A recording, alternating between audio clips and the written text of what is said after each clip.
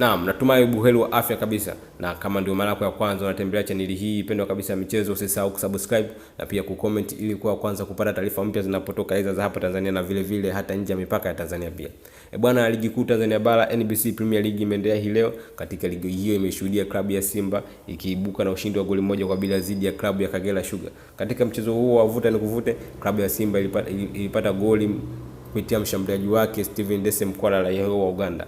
Katika mchezo huo Simba imekuwa na kiwango cha kupanda na kushuka katika mchezo huo, huku ikiwaruhusu Kagera Sugar kutengeneza nafasi kadhaa, na kama sio mahili wa golikipa wa klabu ya Simba hapa sio mwingine tunamzungumzia Ping kama na basi klabu ya Kagera Sugar ingeweza kuibuka na ushindi au hata kutoa sare. Ili mlazimu golikipa huyo wa klabu ya Simba na timu ya taifa ya Guinea kufanya save kadhaa ili kuiwezesha klabu yake hiyo kupata ushindi muhimu leo mbele ya Kagera Sugar. Ikumbukwe klabu ya Simba hii leo imefanya rotation baadhi ya wachezaji, huku ikiwapumzisha baadhi ya wachezaji, kwani tarehe mwezi wa Jumatano na mchezo mgumu dhidi ya klabu ya Young Africans. Katika kikosi cha Simba ambacho kilianza kama kaida, golini alisimama Musa Kamara. Kikosi cha Simba kilikuwa kama ifuatavyo: golini alikuwa ni Kamara, Duchu, Awa, Shemalon, Ngoma, Chasambe, Fernandez, Mkwala, Awa na Oswa.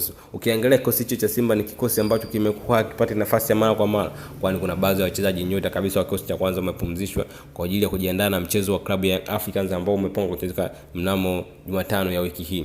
Lakini tujikite katika swala la klabu ya Simba na ushindi huu mwembamba dhidi ya klabu ya Kagera Sugar.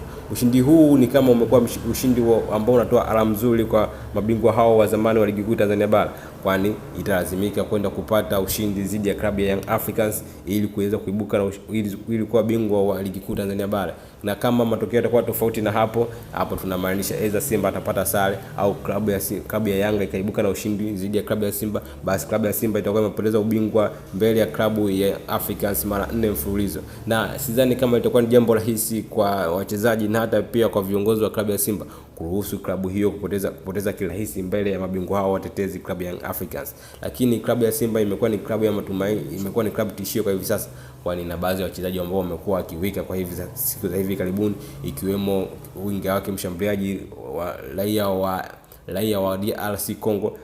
Hapa sio mwingine bali tunamzungumzia Mpanzu, na kiungo mshambuliaji wa klabu hiyo na timu ya taifa ya Ivory Coast. Hapa sio mwingine tunamzungumzia Jean Shazawa. Wachezaji hao wawili wamekuwa na namba za kutisha sana, huku Jean Shazawa akiwa ndio top scorer pia wa klabu ya Simba na hata pia ligi kuu ya Tanzania bara, hapa tunamaanisha NBC. Je, ni hapo maoni yako? Unadhani klabu ya Simba itakuwa na mchezo rahisi mbele ya klabu ya Young Africans? Na klabu ya Simba unadhani kama itapoteza mchezo huo basi itakuwaje? Tuache kwenye comment.